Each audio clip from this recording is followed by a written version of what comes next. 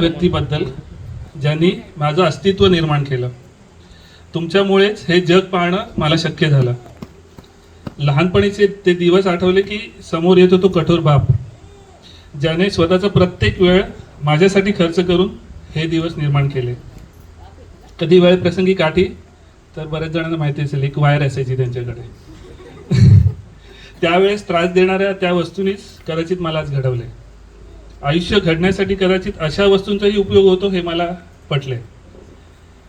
पण असा हा कठोरपणा शिक्षण पूर्ण होऊन नोकरीसाठी बाहेर पडताच अचानक हरवला आणि त्याची जागा हळवेपणाने घेतली. जेव्हा कधी फोन व्हायचे इथून बाहेर पडल्यानंतर, एस्पेशली पुण्याला वगैरे गेल्यानंतर, डोळ्यात अश्रू असायचे रोज संध्याकाळी, दूर गेलाय बाबा इकडून म्हणून. आधी जे मारणारे हात होते ते अचानक बदलले.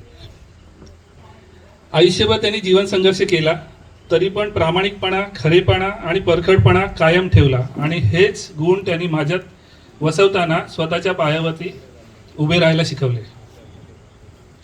कुटुंबासाठी त्याग ते कायम करतच आले. ते करत असताना त्यांनी त्यांच्या इच्छा आकांक्षा नेहमीच बाजूला ठेवल्या आणि त्यात त्यांना आईने पुरेपूर साथ दिली.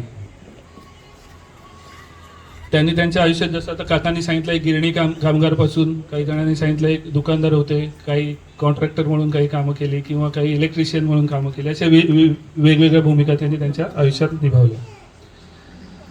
हे सगळं करताना त्यांच्याकडे जी काही जमापुंजी होती, कधीही कुठूनही मिळालेली, त्यांनी कधी स्वतःसाठी काहीही ठेवलेलं नाही.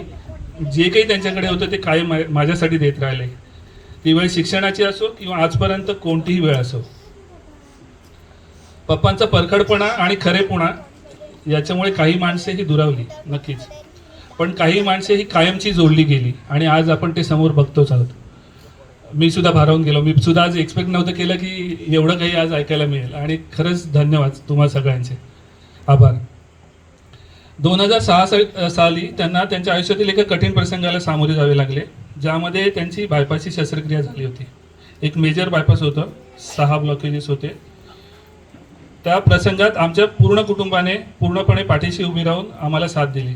त्यामध्ये आमचे बंधू काका, प्रवीण, अण्णा, मामा, मावशी परिवार आणि अनंत काका आणि परिवार, नक्कीच मला त्यांचं नाव घ्यावं लागेल, सर्वजण पाठीशी उभे राहिले.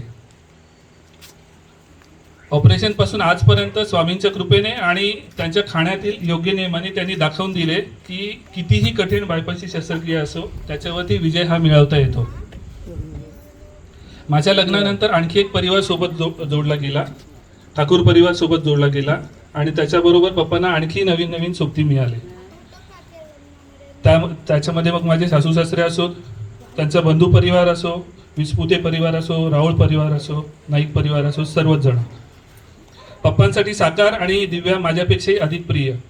दिवसातून एकदा तरी त्यांची कुशाली घेणे हे त्यांना रोजच्या रोज आवश्यक.